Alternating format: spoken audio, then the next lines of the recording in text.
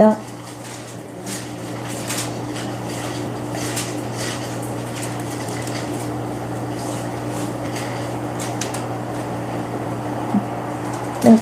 그러면 6절 제가 먼저 읽을게요.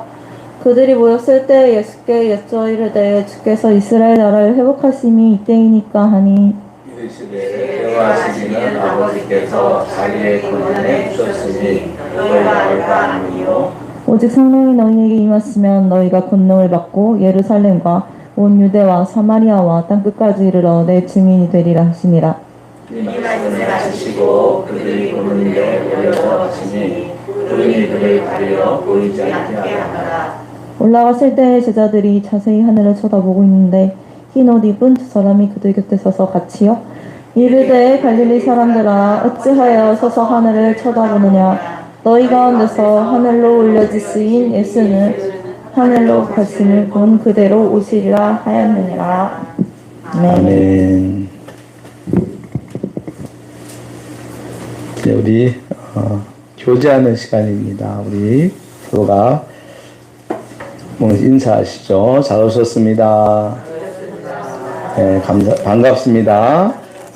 환영합니다. 사랑합니다. 잘했습니다. 네, 형제와 함께 사는 거 생각하도록 합시다.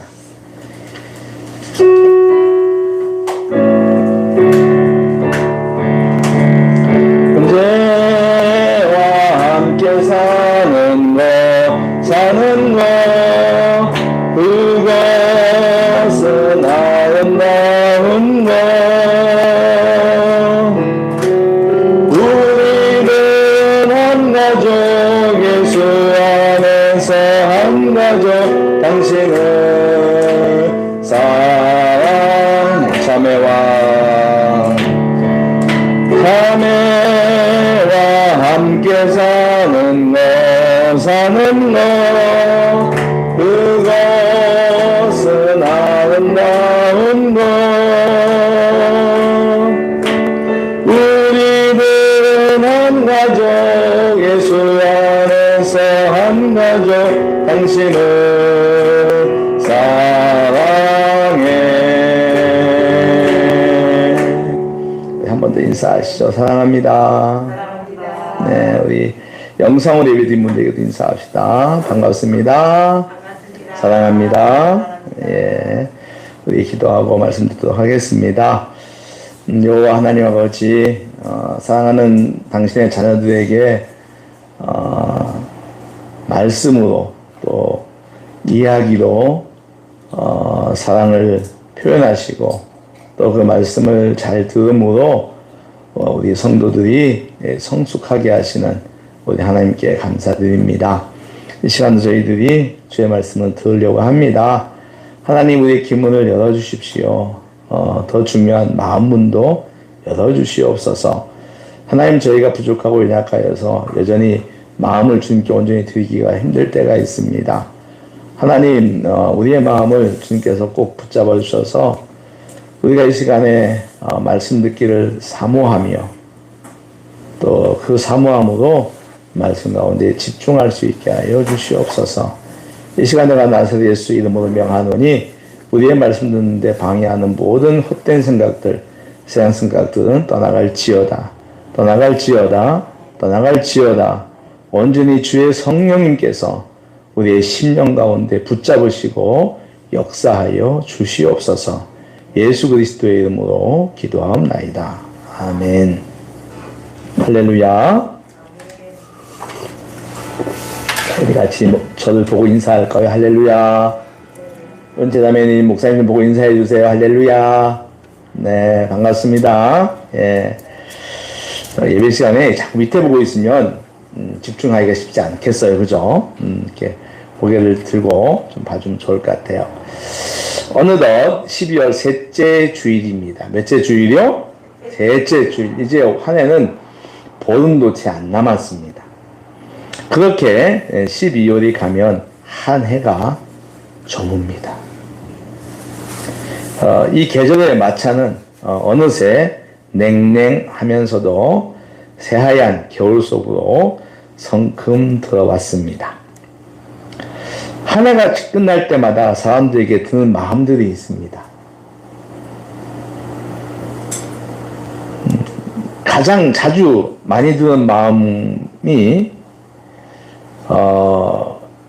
해가 가는 만큼 내 인생도 간다 라는 것입니다.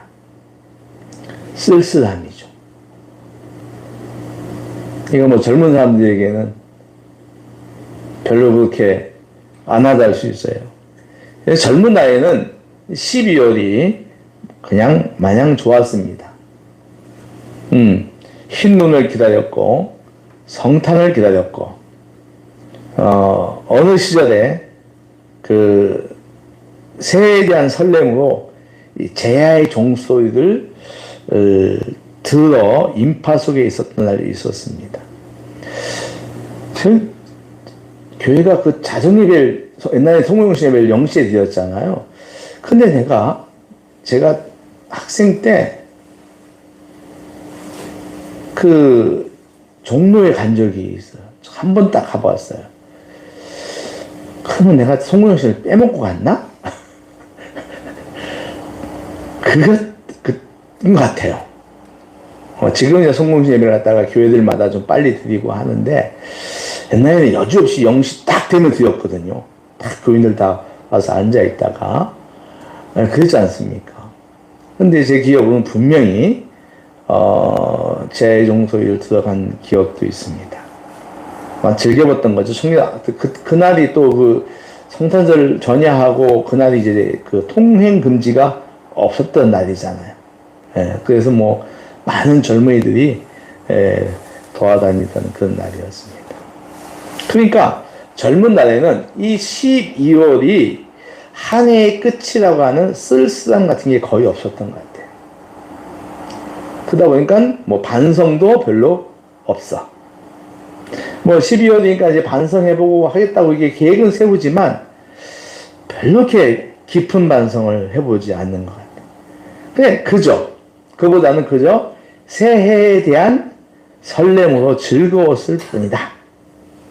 젊은 날에는.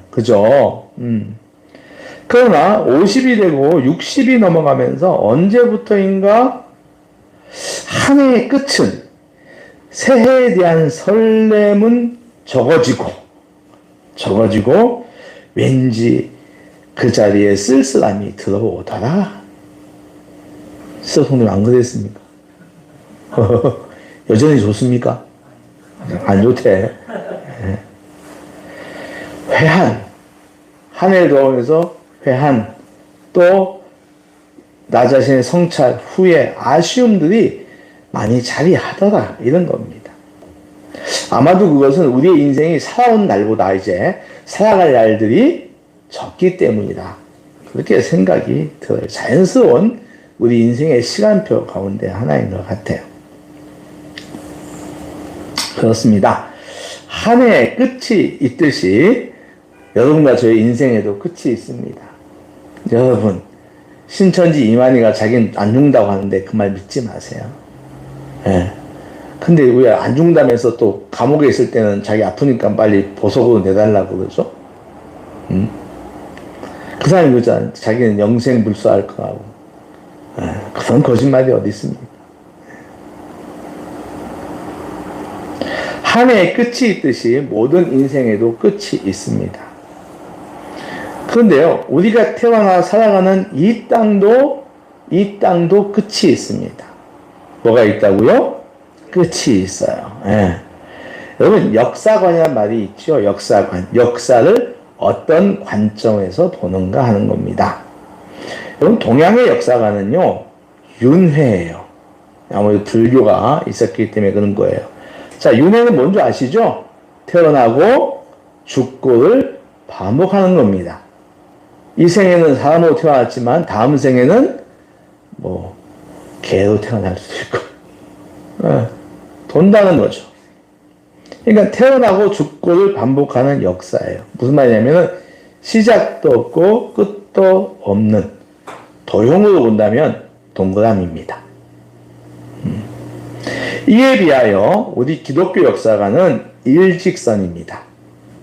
쫙 이렇게 되어 있어요. 하나님이 세상을 창조하시고 역사 시작하는 겁니다. 근데 인간이 죄를 지어서 타락하고 이 타락한 인간을 구원하기 위하여 예수가 오시고 그 예수가 오셔서 세상을 구원하시고 죽었다가 부활하시고 올라가셨다가 다시 오시어서 이 땅의 역사를 정리하고 새하늘과 새 땅을 연다. 이거예요. 우리는 둥글지않아요. 시작 좀 있으면 끝까지 가서 끝나고 그부터는 새하늘과 새 땅이 이루어진다. 그런 견해입니다. 젊을 때는 들지 않았던 한 해의 끝달인 12월의 감정이 나이가 들면서 내 인생의 끝, 땅의 역사의 끝이 생각나는 것이 점점 많아지는 것입니다. 여러분, 세상의 끝은 과연 올까요? 김미영 선생님, 세상의 끝이 과연 오긴 올까요? 네, 믿음이 좋습니다. 맞습니다. 마태복음 24장을 보면 이 세상 끝날에 대한 관심은 어느 시대에 누구든지 다 있었던 것 같아요.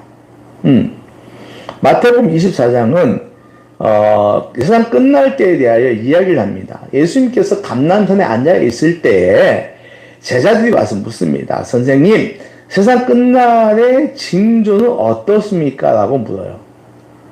그러니까 징조를 묻습니다. 징조. 그때 예수님께서 여러 가지로 끝날에 있을, 끝날쯤에 있을, 끝날이 아니라 끝날쯤에 있을 징조에 대하여 말을 하지요. 한 5가지가 되는데, 자칭 그리스도라는 사람이 많이 나타나서 너희들을 미혹할 것이다. 미혹에 받지 말라. 그러니까 자칭 그리스도, 내가 예수라는 사람이 많이 나타날 것이다. 두 번째는 난리와 난리의 소문을 듣게 될 것이다. 그러니까 난리와 난리가 계속 이어진다는 말입니다. 세 번째는 민족과 민족, 나라와 나라가 대적을 한다. 전쟁한다는 얘기겠죠. 그죠? 네 번째, 기근과 지진이 자주 일어난다. 기근과 지진이 자주 일어난다는 거예요. 그리고 이것은 재난의 시작으로 사람들이 너희들을 환난에 넘겨주며 너희를 죽일 것이다. 그러니까 성도들이 환난을 당하고 많이 죽게 될 것이다. 이런 것들이 종말에 대한 것들이에요. 또 있죠. 이거 말고도 다른 쪽에서 얘기하신 거 윤리가 파괴되는 거죠. 그러니까 부모 자식 간의 사이가 완전히 이제 천륜이 파괴돼 버리는, 서로가 미워하고 서로가 죽이고 하는 그런 일들도 일어난다고 합니다. 근데 여러분 잘 생각해 보세요. 자, 예수님께서 마태복음 24장에 이야기했던 이 5가지, 6가지 징조들이 지금 우리 시대에 있습니까? 없습니까? 있단 말입니다. 자칭 그리스도라는 사람들 많잖아요. 신천지, 하나님의 교회, 구원파 등 이단 사이비가 판을 치고 있습니다. 자기를 그리스도라는 사람들이 무지 많아요. 제가 한 10년 됐나? 제가 저랑 같이 중학교 때 신앙생활을 했던 친구가 있습니다. 예, 우리 동네 친구였는데 이름이 김상선이라는 친구가 있어요. 이제 이 친구가 이제 고등학교를 이제 다르게 갔기 때문에 이제 헤어졌는데, 그 친구가 오랫도록 기억 남는 게, 우리 옛날에 성탄 될 때는 카드 만들어 다 돌렸습니다. 그죠? 그래가지고 성탄 될 때는 카드 만드는 절기였어.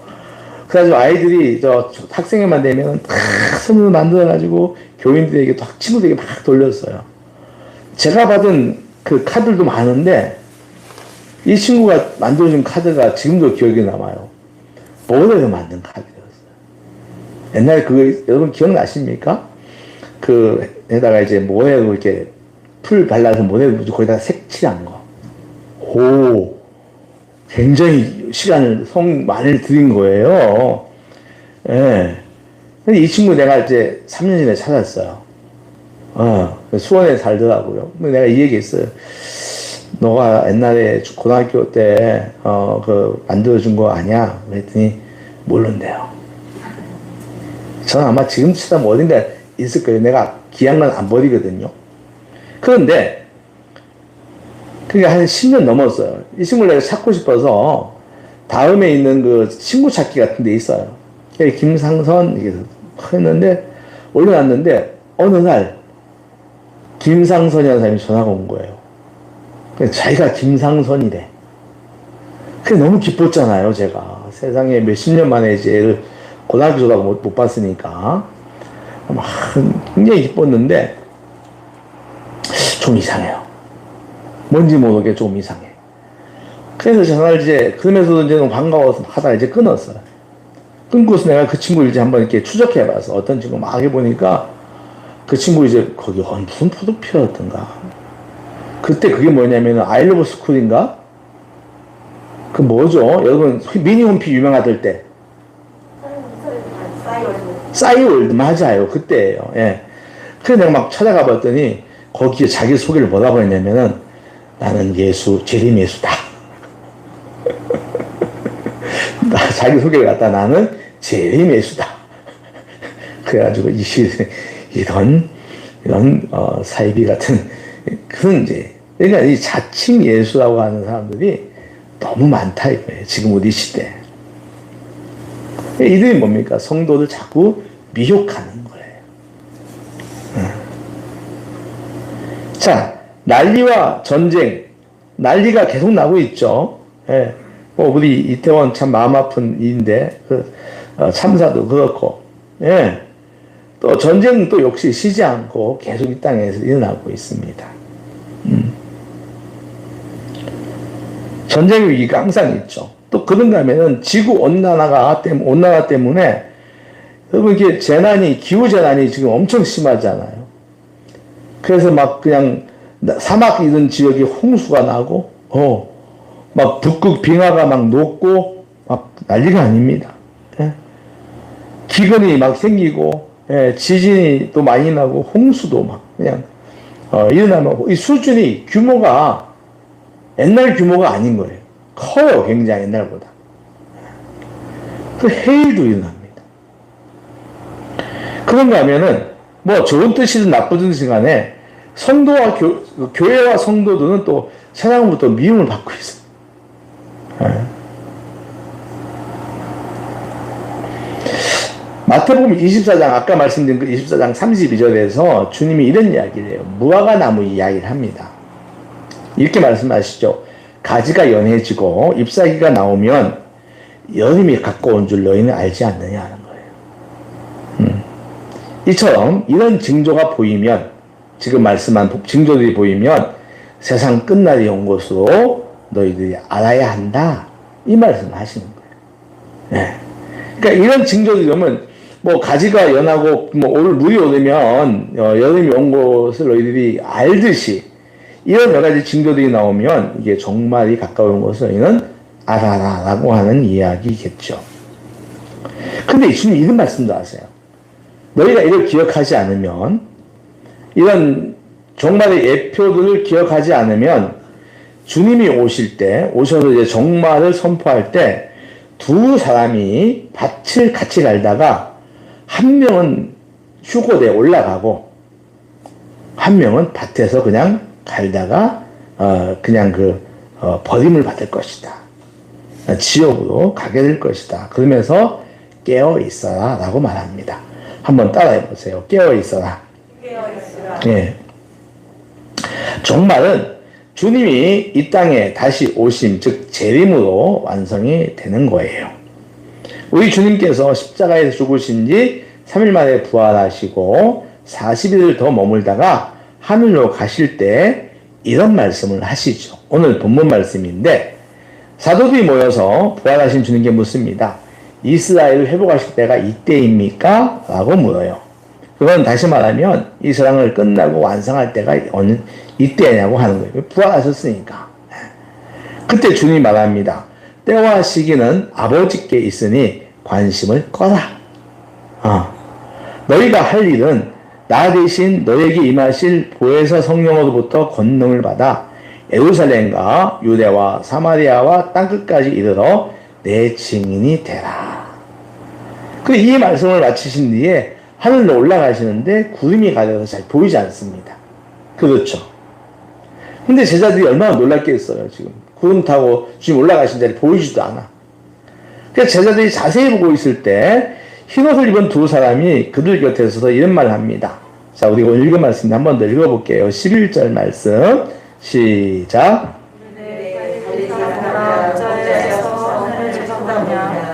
너희 가운데서 하늘로 올려오시니 예수는 하늘로 가심을 본 그대로 오시리라. 아멘. 다시 말하면 예수님은 하늘로 간 그대로 올 거다라고 얘기를 해요. 자, 예수님 다시 오실 때 여러분 잘 들어보세요. 예수님 다시 오실 때는 다시 재림하실 때는 아기로 오지 않습니다. 초림 예수님처럼 아기로 탄생하지 않으세요. 네. 예수님은 다시 오실 때는 어떤 모습으로 온다? 구름 타고 올라가셨기 때문에 구름 타고 내려오세요. 그런 모습으로 오신다. 우리 그리스도인은 이 약속을 믿어요. 여러분 믿으시죠? 예. 우리 주님은 이 땅에 반드시 다시 오실 것을 믿습니다. 만약에 이것을 믿지 않으면 그리스도인이라고 할 수는 없겠지요.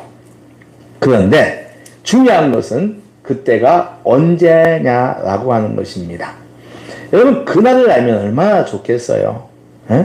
예를 들어서 2023년 1월 1일 오신다. 얼마 안 남았네요. 자, 2023년 1월 1일에 오신데 딱 예고가 됐어. 정확하게 주님께 성경에 2023년 1월 1일. 그렇다면은 2022년 올해 12월 20일까지 세상이 주는 모든 즐거움과 쾌락을 누리다가 한 12월 남겨놓고 빡시게 회개한 뒤에 정결한 영혼으로 주님 만난다면 얼마나 좋겠어요.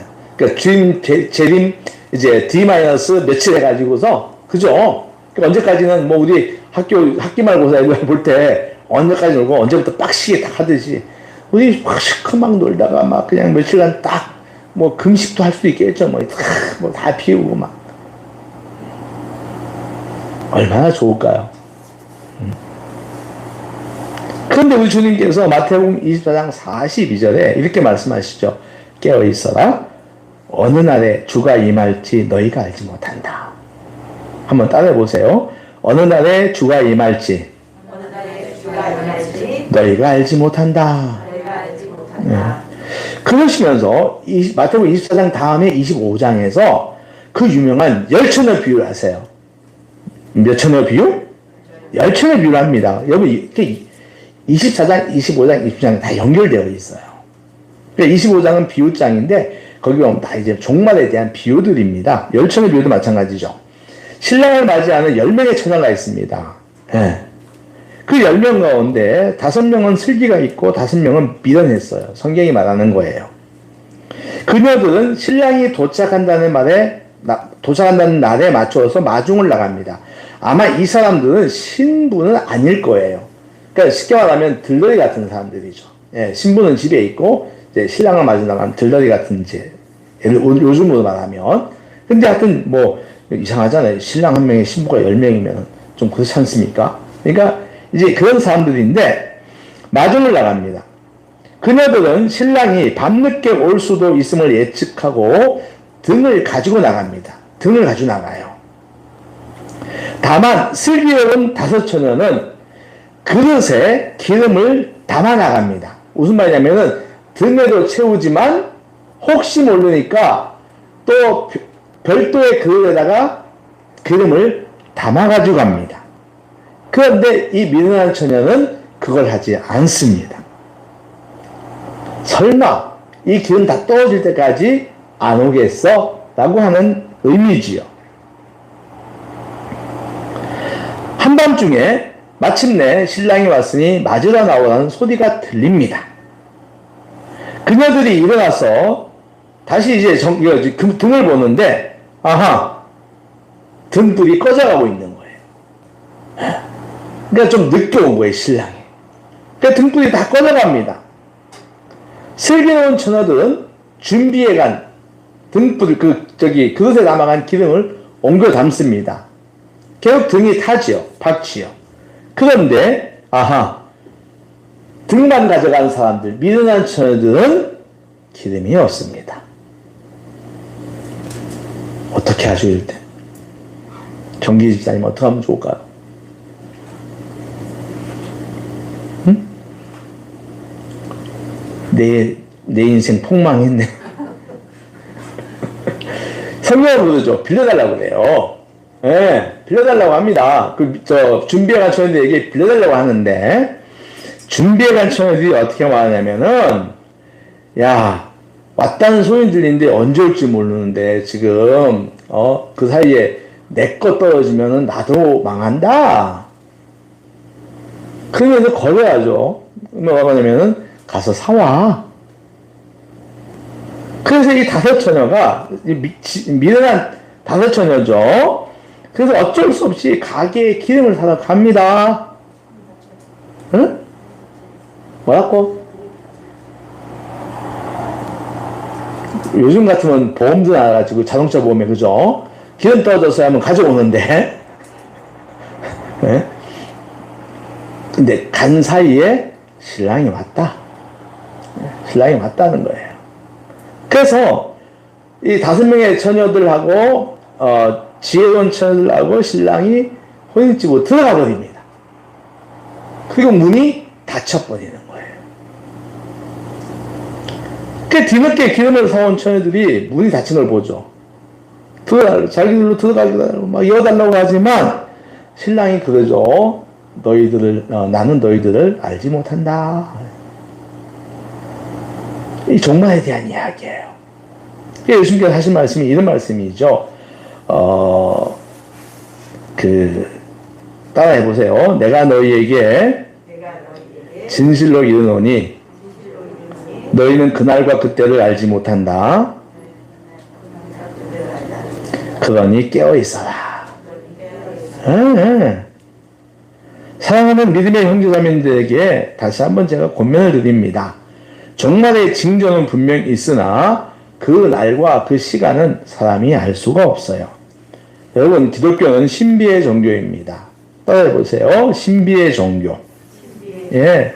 신비라는 것은 미스테리, 즉 사람의 머리로는 이해할 수 없는 것들이, 사실들이 있다는 것입니다. 하나님은 사람의 머리로는 풀 수 없는 것들을 많이 역사하시죠. 자, 대표적인 것이 뭡니까? 죽었다 다시 살아나신 주님의 부활. 그건 우리가 사람의 머리로 풀 수 없는 거예요. 또 있습니다. 성부, 성자, 성령, 이 세 분의 하나님이 하나라고 하는 것, 즉 삼위일체. 이것도 사람이 풀 수 없는 신비예요. 그리고 바로 종말의 날입니다. 이것은 하나님께서 감추어 놓은 거예요. 알지 못하게 한 겁니다. 그러니까 하나님의 영역인 거죠. 여기에 대해서 우리가 필요한 것이 뭡니까? 믿음입니다. 이해가 아니라 믿음이에요. 그런데 여러분, 우리를 미혹하는 이단은 어떻습니까? 지금도 세상의 끝날 날이 언제라고 말을 합니다. 그들은 성경을 이것저것 뜯어 붙여가지고 날짜들을 만들어냅니다. 헬라어를 갖다가 막 뜯어 고쳐가지고 막 복잡하게 합니다. 자, 신천지 봅시다. 그들이 처음에 얘기했던 게 14만 4천 명이에요. 지금 신천지 교세가 14만 4천 명이 넘었죠. 다 찾는데 이제 끝나야 되는 거 아니야? 그랬더니, 더 이상 이제 성도들 모으면 안 되는 거 아니야? 그랬더니, 이제 그게 뭐죠? 알곡 신자 14만 4천 명이다. 그러니까 그 안에 많이 있지만, 14만 4천 명이 넘었지만, 진짜 알곡이 14만 4천이 또 되어야 한다라고 바꿉니다. 잘 바꿉니다. 여러분 기억하실 거예요. 30년 전 종말론 이단이었던 다미성교회 이장님 목사는 1992년 10월 28일이 세상 끝날이라고 했습니다. 아주 그때 사회가 시끄러웠습니다. 예. 교회들도 시끄러웠고 다미성교회에 따라간 사람들이 굉장히 많았어요. 그래가지고 그날 방송국들이 중계차 내보내가지고 생중계했지 않습니까? 중계하는 사람들도 겁이 났대요.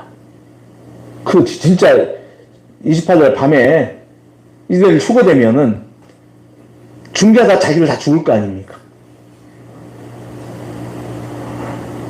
저도 조금 떨긴 떨었어요. 그 TV 보면서. 믿진 않았지만 그 마음 가운데 그거 있잖아. 한 조각 두려움 같은 거. 그런데 중요한 건 12월 28일이 지나도 자정이 지나도 아무 일이 않았습니다. 그들은 망했죠. 이런 이단을 가르쳐서 우리는 종말론 이단이라고 합니다. 근데 이상해요. 왜 사람들은 그 종말론 이단에 그렇게 따라갈까 하는 거예요. 여러분 놀라운 거는 그 이단에는, 종말론 이단에는 평범한 사람들도 많이 있지만 의사, 교수, 변호사 등 쉽게 말하면 우리 사회에 좀 배웠다고 하는 지식인들도 많이 들어가 있어요. 아니 왜 저들이, 저 똑똑하다고 하는 사람들이 왜 빠졌을까 하는 거예요. 이게 바로 지식에 대한 지적 호기심에 과해서 그래요. 그러니까 뭔가 자꾸 파보려고 하는 거예요. 응? 이단들이 풀어놓은 것을 보고 잘 풀었네. 응? 여러분 하나님께서 분명히 가르치지 않았잖아요. 그날을. 하나님께서 분명히 선악과 따먹지 말라고 했잖아요.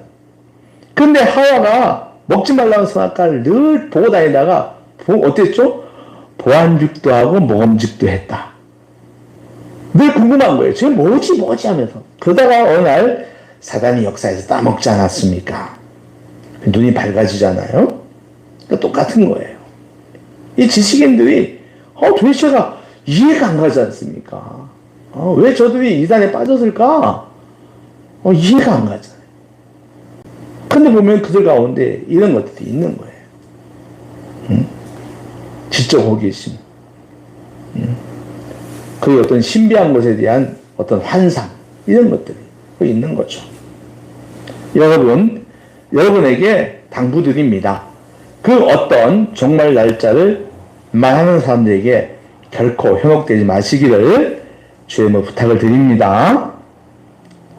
뭐가 아멘 안 하세요? 부탁을 드립니다. 그래요. 우리는 절대 이런 날짜를 날짜만 말하면 이거 이단이구나 라고 생각을 하십시오. 그럼 우리는 어떤 신앙생활을 해야 하는 거라는 거예요. 근데 중요한 게 또 하나 있어요. 이제 어떤 경우냐면은 이 종말론에 빠진 사람들과는 정반대쪽에 있는 사람들입니다. 어떤 사람들일까요? 에이, 설마 종말에 오겠어? 설마 주님이 재림하실까? 아니, 하늘로 승천하신 지가 2000년 동안 오지 않으셨는데 설마 내 생에 오실까? 설마 하는 거예요.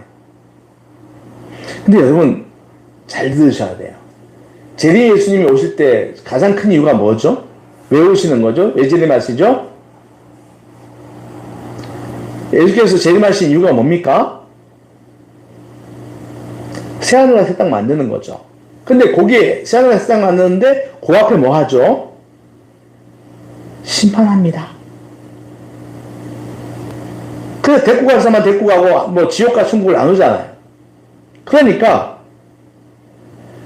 재림하신 주님이 하실 가운데 큰일은 심판인데 그 주님이 내가 살아온 날들을 다 안다는 겁니다. 성경은 이렇게 말해요. 내 머리카락까지 몇 개 다 안돼요. 여러분 머리카락 몇 개인 줄 아십니까? 우리 신도들이 많이 빠졌지만 그래도 저 머리카락 그죠? 우리는 몰라요. 몇 개 있는지. 그런데 성경은 머리카락도 몇 개인지 다 안다고 하나님 말합니다. 그러니까 그분은 내가 과거에 어떤 장소에서 어떤 사람을 만나서 어떤 일을 했는지 다 안다는 거예요. 낱낱이 안다는 거예요. 그러니까 내 인생들을 행적을 가지고 그분이 심판하신다는 겁니다. 판단하신다는 겁니다. 자, 그러면 우리에게 지금 종말의 징조들이 많이 있지 않습니까? 그러면 오늘 주님이 이 땅에 오신다고 해도 과언은 아니에요. 그때 때 우리를 향한 주님의 판단이 어떨까요? 주님이 오셔서 우리를 갖다가 어떻게 판단하시겠습니까? 김미영 앞으로 예수님께서 김미영 책을 태어날 때 쫙 이제 그러겠죠. 성경은 이렇게 얘기를 해요. 세상의 각종 고난 속에서도 주님에 대한 믿음을 잃지 않고 소망으로 인내하는 성도들에게는 눈에 눈물을 닦아주시고 위로해 주시며 승리의 면류관을 주실 것이다. 할렐루야. 예. 그 세상살이 힘든 속에서도 믿음 잃지 않고 그 고난 속에도 소망으로 참아낸 성도들에게 눈에 눈물을 닦아주시고 위로해 주시며 승리의 면류관을 주신다고 하는 겁니다. 마태복음 25장에 등장하는 똑같은 24, 25장 거기에 등장하는 양과 염소의 이야기처럼 지극히 가난한 자가 줄일 때 먹이고 벗었을 때 입히고 목말라 할 때 마시게 한 사람처럼 지극히 소외된 내 이웃들에게 선의를 베푼 사람들처럼 주님으로부터 칭찬과 영광을 받게 될 것입니다. 여러분들 그런 자리에 들어가시기를 축원합니다. 그런데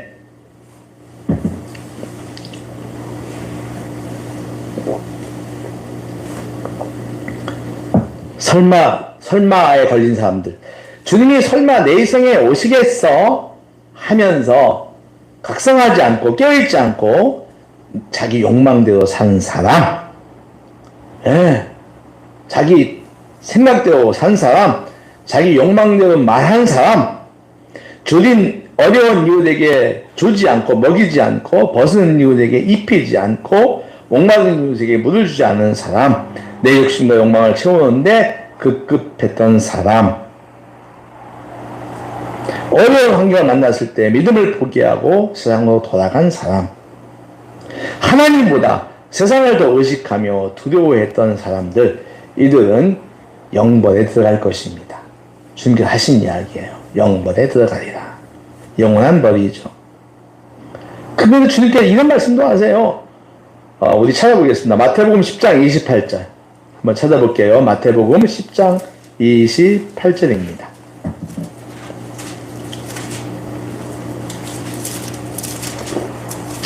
마태복음 10장 28절이요. 마태복음 10장 28절. 자, 우리 다 찾았으면 같이 한번 읽어보겠습니다. 시작. 몸은 죽여도 영혼은 능히 죽이지 못하는 자들을 두려워하지 말고 오직 몸과 영혼을 능히 지옥에 멸하실 수 있는 이를 두려워하라. 아멘. 몸은 죽여도 영혼을 죽이지 못하는 것들을 두려워하지 말고 오직 몸과 영혼을 능히 지옥에 멸할 수 있는 분을 두려워하는 겁니다. 여러분은 누구를 두려워하나요? 사람을 두려워하지 마십시오. 돈을 두려워하지 마십시오. 세상 쾌락에 넘어가지 마시기 바랍니다. 오로지 사람의 몸과 영혼을 모두 지옥으로 가게 하실 수 있는 하나님을 두려워하시기 바랍니다. 말씀을 정리합니다. 오늘은 대강절 마지막 주간입니다. 이제 토요일이 오면 대강절이 끝나고 이제 주일이면 다음 주일은 성탄절입니다. 이 대강절의 교훈은 2000년 전 인간의 죄 문제를 해결하기 위해 사람의 몸을 입고 세상에 태어나신 아기 예수님을 기억하는 절기입니다. 이를 통해서 우리의 자신을 성찰하며 회개하고 사람들과 화해하고 내 가진 것을 나누는 절기입니다. 그리고 또 하나가 있죠. 그것은 언제 다시 재림하실지 모르는 주님을 맞이하기 위하여 오늘 깨어있는 것입니다. 주님이 종말에 대하여 계속 말씀하시는 것이 있습니다. 다름 아닌 깨어있으라고 하는 것이죠. 따라합시다. 깨어있어라. 언제 주님이 오시어 나를 심판할지 모른다는 사실입니다. 언제 주님이 오셔서 나를 판단하시고 심판할지 모른다는 겁니다. 이것을 기억하고 우리의 신앙생활을 해야 한다. 경계해야 한다는 것입니다.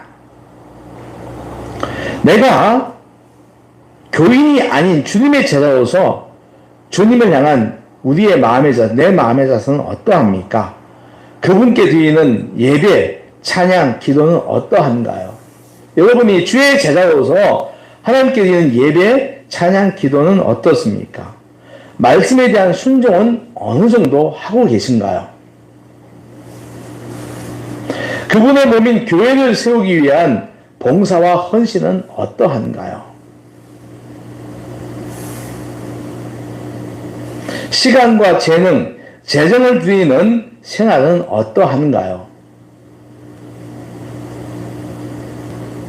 그리스도인으로서 주님이 말씀하신 기본 정체성인 소금과 빛의 역할은 어느 정도 하고 있나요?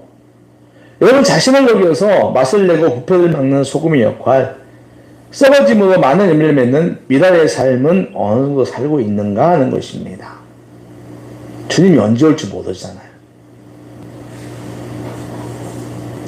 성도로서 순품은 어떻습니까? 겸손합니까? 혹시 교만하지는 않는가요? 순종 잘하십니까? 아니면 불순종은 더 많이 하고 있지 않나요? 감사보다는 불평불만을 더 많이 하고 있지는 않습니까? 사랑하기보다는 미움에 더 길들여 있지는 않은가요? 이런저런 사정을 들어서 하나님께 드리고 이웃에게 베푸는 것에는 인색하고 반대로 받는 것을 더 좋아하고 있지는 않은가요?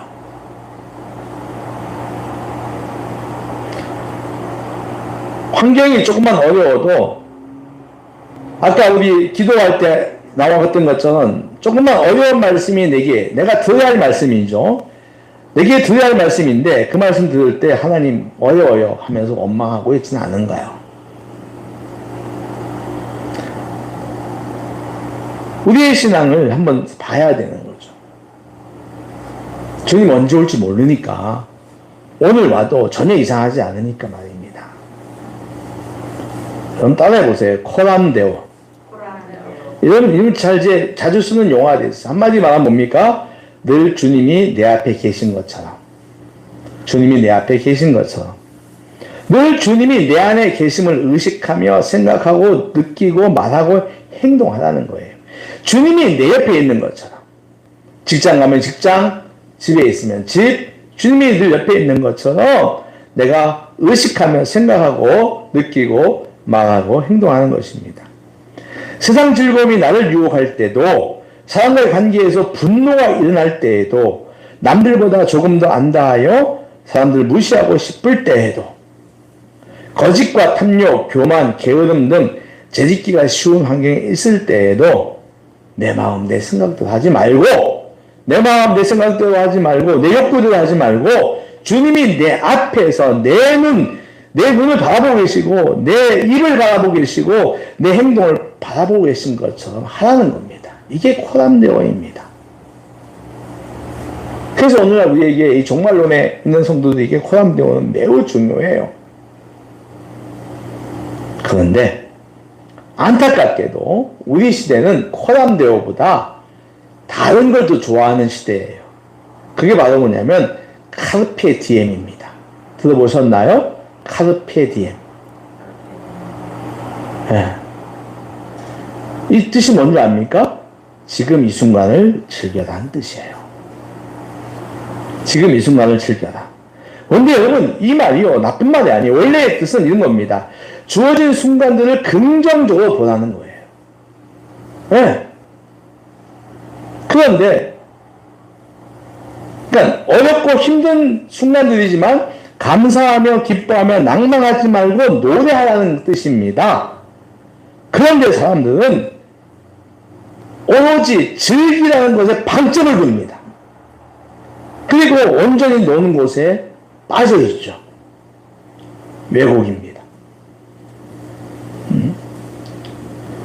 이거는 그 순간을 갖다가 긍정적으로 보면 해석을 잘해서 내가 나가는, 이겨나가게 해야 되는데, 그렇지 않아요.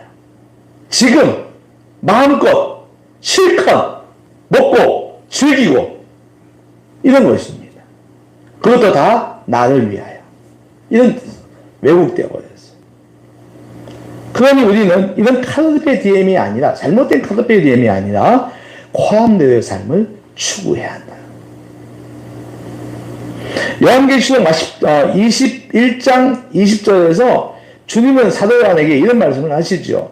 내가 진실로 속히 올 거야. 내가 진실로 속히 올 거야. 그때 요한이 이렇게 말합니다.